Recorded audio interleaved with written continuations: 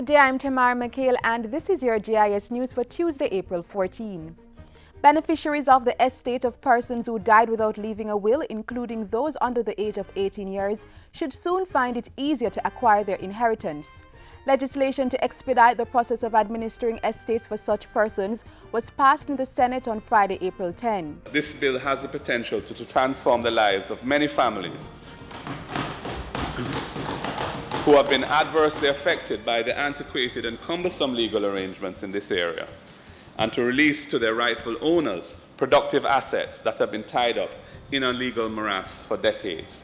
The Administrator General's Amendment Bill empowers the AG to transfer properties to secondary beneficiaries as long as they are able to prove their relationship to the deceased owner. It's expected to significantly reduce the burden on the Probate Division of the Supreme Court and on the Resident Magistrates Court. The Justice Minister says it represents the most significant reform of the law of probate and administration of estates undertaken in Jamaica in over 160 years.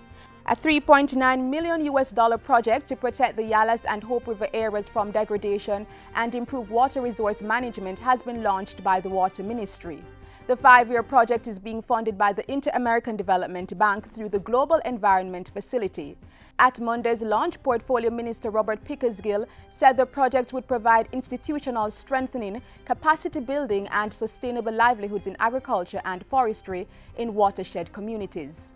It is imperative, therefore, for the government, stakeholder agencies and departments and communities to give careful consideration to activities which will impact our watersheds. The Watershed project will also see to the reforestation of 400 hectares of degraded land in the Yalas and Hope watershed. Meanwhile, Minister Pickersgill announced that Black River is to benefit from an $11 million watershed area management mechanism. That project is being implemented by the National Environment and Planning Agency with financing from the Tourism Enhancement Fund. Increased foreign direct investments from the Jamaican diaspora will be targeted in this year's Diaspora Conference. The policy framework is geared towards investment in all its spheres: tourism, manufacturing, services. Our cultural output in Jamaica is so strong that we have to involve the diaspora because they are very interested in all of this. Sports, for example, and sports tourism. These are the sort of things that we want to stress in our policy framework when we meet in June. The Minister of Foreign Affairs and Foreign Trade was speaking at a recent JIS think tank. About 2,000 participants are expected to attend the 6th Biennial Jamaica Diaspora Conference. It will be held from June 13 to 18 at the Montego Bay Convention Center under the theme Jamaica and the Diaspora, Linking for Growth and Prosperity. More Jamaicans are now proud landowners following a recent titling ceremony in Westmoreland.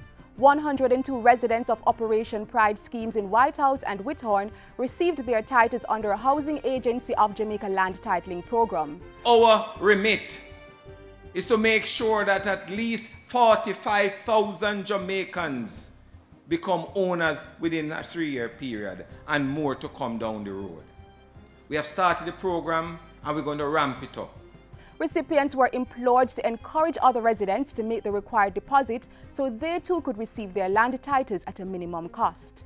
The disabled community is now benefiting from a donation of 550 wheelchairs.